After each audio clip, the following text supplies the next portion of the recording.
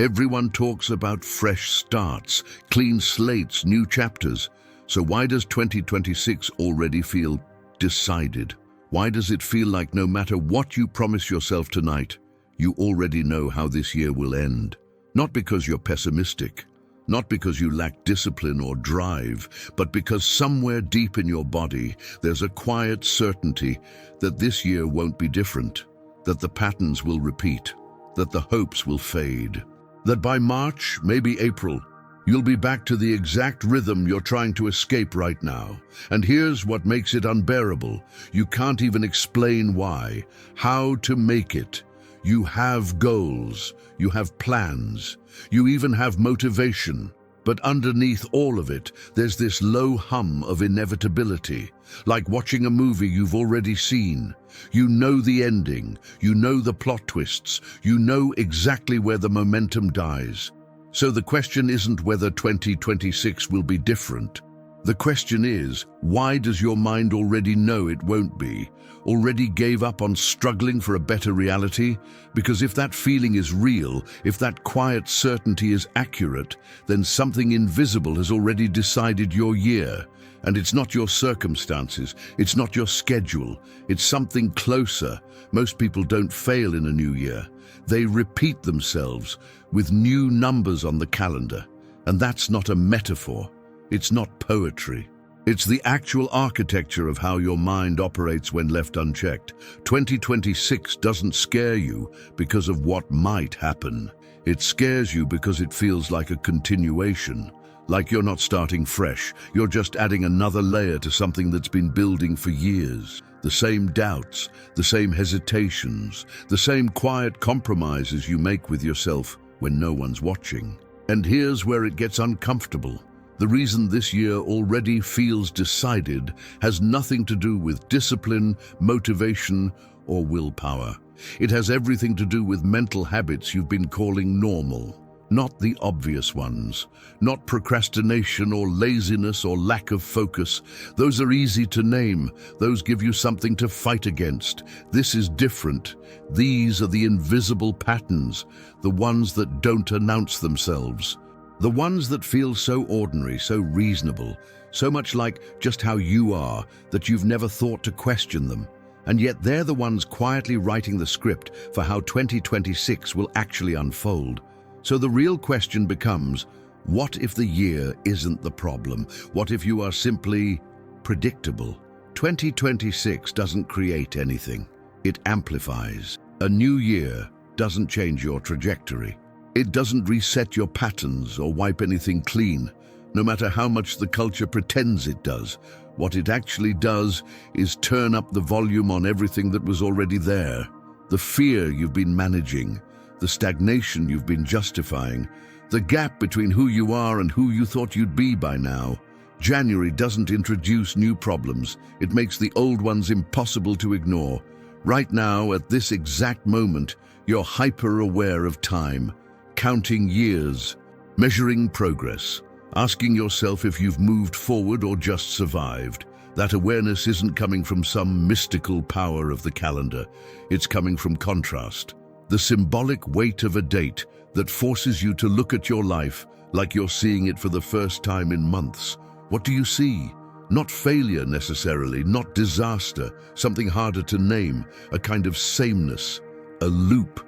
The sense that you've been here before, feeling this exact way, making these exact promises, hoping this time will be different. This isn't about weakness. It's not about lack of character or discipline or drive. It's about continuity. You're not broken, you're just continuing.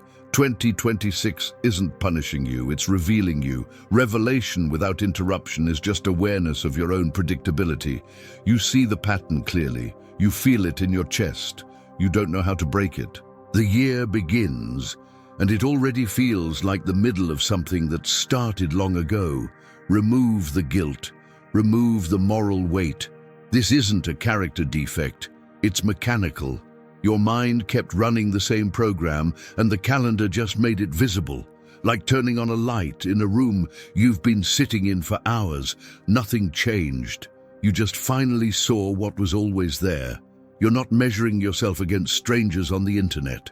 You're not even measuring yourself against your friends, your siblings, or the people who seem to have it all figured out.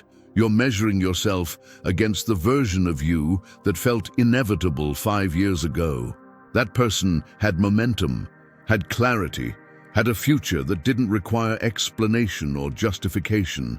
They were supposed to arrive by now, not as some fantasy, but as the logical outcome of who you were becoming back then. And they didn't show up. Somewhere between that version and now, the trajectory bent. Not dramatically, not in a way anyone else would notice. Just enough that you ended up here instead of there. And the gap between those two places is where the real pain lives. It's not envy, it's not ambition. It's grief for a self that never materialized. No one talks about this. Not at parties, not in therapy, not in the motivational content you consume hoping it'll fix something. Because admitting it feels like admitting you failed at becoming yourself, like you missed an appointment you didn't know you had. So you compensate, you build a life that looks fine from the outside, you stay busy, you hit some goals, you check boxes, you function. And still, underneath all of it, there's this quiet hum of betrayal. Not toward anyone else, toward the person you were supposed to be, the one who was counting on you to follow through, the one who believed the path was clear. Time doesn't heal this, it compounds it. Every year that passes adds another layer of distance between who you are and who you were becoming. Until the gap feels so wide, you stop looking back altogether. You just keep moving forward, hoping that if you go fast enough, far enough, maybe you'll stop feeling like you're living in the wrong timeline. Nothing is falling apart. And that's exactly the problem. Your life isn't collapsing. You're not in crisis. Maybe you are. Well, you wake up, you work, you eat, you sleep, you manage, you show up, you handle things. From any reasonable distance, you're doing fine. And yet, there's this exhaustion that has nothing to do with being tired, this emptiness that exists despite being busy, this feeling that you're running a machine that produces nothing you actually care about. You can't point to what's wrong because nothing is technically wrong. There's no catastrophe to name, no villain to blame, no obvious wound to treat. Just this slow, suffocating absence of meaning that you've learned to ignore, because what else can you do? This is the failure no one prepares you to recognize, the kind that doesn't announce itself, the kind that hides inside productivity and routine, and the appearance of having your life together. People talk about burnout like it's dramatic, like you hit a wall and collapse. But most people don't collapse. They just flatten. They keep going, keep functioning, keep performing the motions of a life while feeling like they're watching it happen to someone else. You're not depressed in the clinical sense. You're not paralyzed. You're not unable to cope. You're just operating on a frequency so low that existence becomes purely mechanical. Input, output, stimulus, response, day, night. And the worst part? You've gotten good at it. You've learned to tolerate the emptiness so well that you've started mistaking tolerance for peace. You call it being realistic, being mature, being responsible. You call it a lot of things, none of them true. Because what's actually happening is that you've built a life your body can survive, but your mind can't inhabit. And the gap between those two realities is where 2026 already feels decided. Your mind doesn't protect your future. It protects familiarity. That's not a flaw. That's its actual function. The brain is designed to minimize uncertainty, not maximize potential. It will choose the known over the better almost every time, because the known is survivable and the better is a guess. So when you feel that pull back toward old patterns, old rhythms, old versions of yourself you thought you'd outgrown, you're not experiencing weakness. You're experiencing design. The problem is that familiarity doesn't ask for permission. It doesn't announce itself as a choice. It just quietly reasserts itself as the default, as the thing that happens when you stop paying attention, as the gravitational force that pulls you back into orbits you swore you'd escaped. And because it feels natural, because it doesn't hurt in obvious ways, you let it happen. You drift back, not all at once, just in small moments, small decisions, Small surrenders to what feels easier in the short term. You think you're being practical, strategic, choosing your battles. But what you're actually doing is teaching your nervous system that change is optional and repetition is inevitable. This is why New Year's resolutions collapse so predictably. Not because people lack discipline, not because they're lazy or uncommitted, but because they're fighting against a system that was never designed to support transformation. A system that interprets change as threat and sameness as survival. The brain doesn't care if you're happy. It cares if you're safe. And safety to the brain means predictability, patterns it's seen before, outcomes it can anticipate, even if those outcomes are quietly destroying you. So you stay in jobs that drain you, relationships that numb you, routines that bore you, not because you lack options, not because you lack courage, but because leaving the known requires convincing a part of yourself that doesn't speak in logic or reason or aspiration. It only speaks in familiarity. And familiarity always wins, unless you learn to interrupt it. Let's not repeat the mistake here. People look at the stagnation, the repetition, the inability to break free, and they assign it moral weight. They call it lack of ambition, laziness, weakness of character, a fundamental failure to want it badly enough, and that interpretation becomes its own trap. Because once you decide you're the problem, once you turn your patterns into evidence of personal deficiency, you stop looking at what's actually happening. You stop seeing the mechanics, the invisible architecture, the way your mind has been running a program that was never about you being broken. You don't feel stuck because you're broken. You feel stuck because your mind is doing its job too well. It's protecting you from uncertainty, from risk, from the emotional cost of leaving what's known. And it's so good at this, so efficient, so automatic, that you've started believing the resistance is you, that the gravitational pull back toward the familiar is proof of some inner weakness rather than proof of a system operating exactly as designed.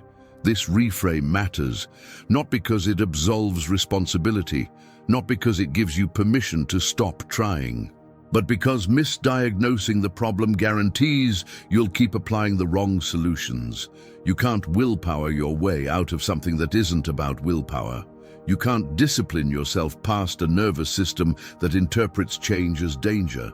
You can't shame yourself into transformation when shame is precisely what keeps the loop intact. The people who break free aren't morally superior. They're not stronger or more committed or more deserving.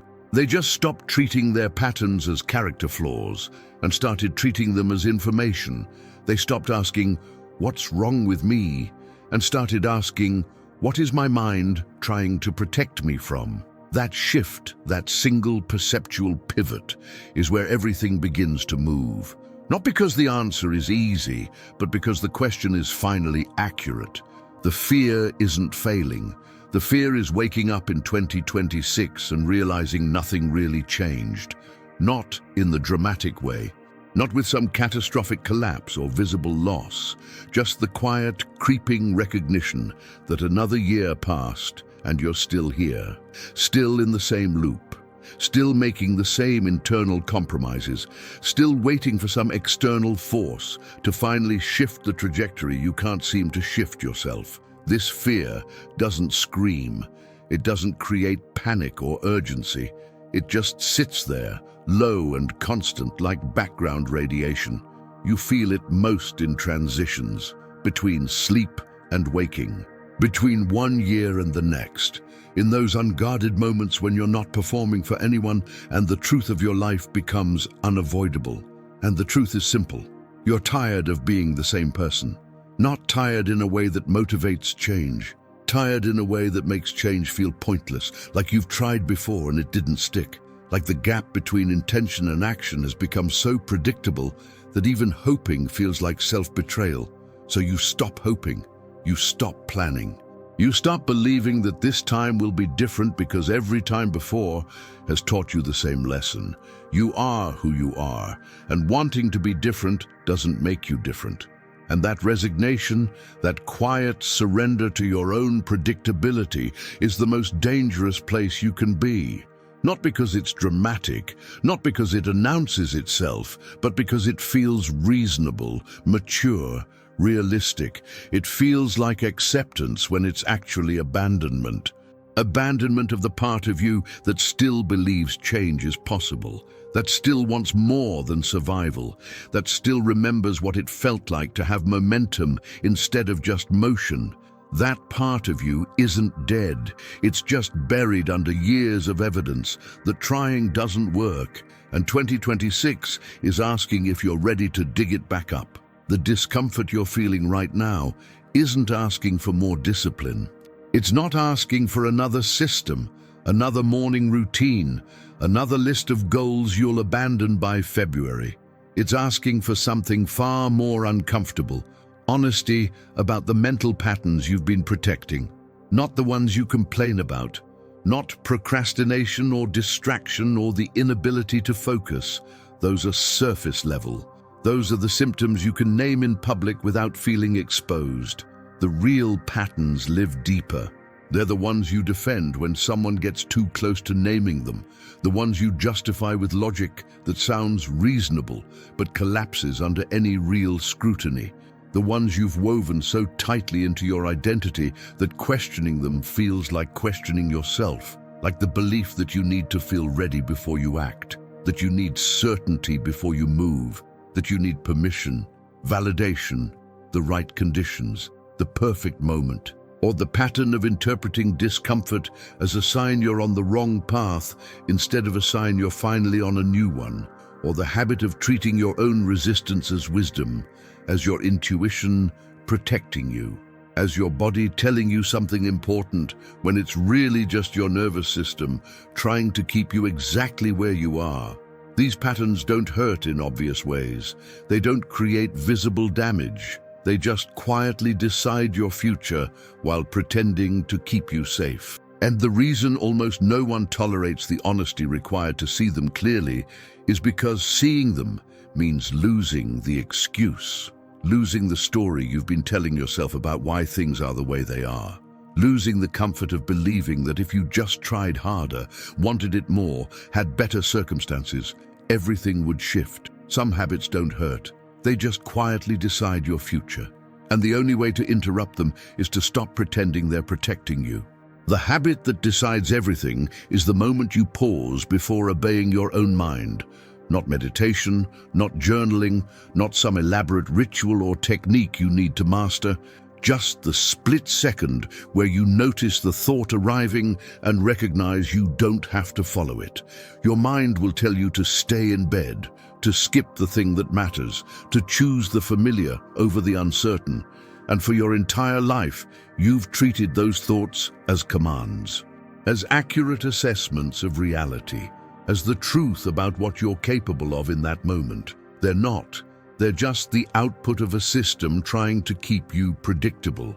And predictability to your nervous system equals survival. So it will generate thoughts that feel true, that feel like you, that feel like wisdom, when they're really just code running in the background trying to keep everything exactly as it is. The people who break the loop don't have different thoughts. They don't have more discipline or stronger willpower or better circumstances. They just learn to see the gap between the thought and the action, between what their mind suggests and what they actually do. That gap is where agency lives, not in the absence of resistance, not in feeling motivated or ready or certain, but in the recognition that you can feel all of those things and still move, that the thought "I can't" and the action of doing it anyway can coexist in the same moment. This doesn't make it easier. It doesn't remove the discomfort. It just removes the illusion that the discomfort means something about your capacity. And once you see that, once you really internalize that your thoughts are just noise and your actions are the only thing that actually shapes your life, everything shifts. Not all at once, not dramatically, just enough that when 2026 arrives, you'll be living in a different pattern, one you chose instead of inherited. If 2026 already feels familiar, maybe it's not asking you to try harder. Maybe it's asking you to stop repeating what feels safe. The year doesn't care about your resolutions. It doesn't respond to promises or plans or good intentions. It only responds to interruption, to the moment you finally stop obeying the quiet voice that's been deciding everything while pretending to protect you. And that moment doesn't feel like clarity. It doesn't feel like inspiration or motivation or some sudden burst of courage. It feels like standing at the edge of something unknown and stepping anyway, without permission, without certainty, without the guarantee that it'll work. Because the habits that feel harmless are usually the ones deciding everything, the ones that don't announce themselves, the ones you've been calling normal, the ones that keep you exactly where you are while convincing you that staying is the reasonable choice. If this landed differently than you expected, share it with someone who needs to hear it. And if you want more content that breaks patterns instead of reinforcing them, subscribe, because we're just getting started. 2026 isn't decided yet, but it will be, by the patterns you interrupt or the patterns you obey.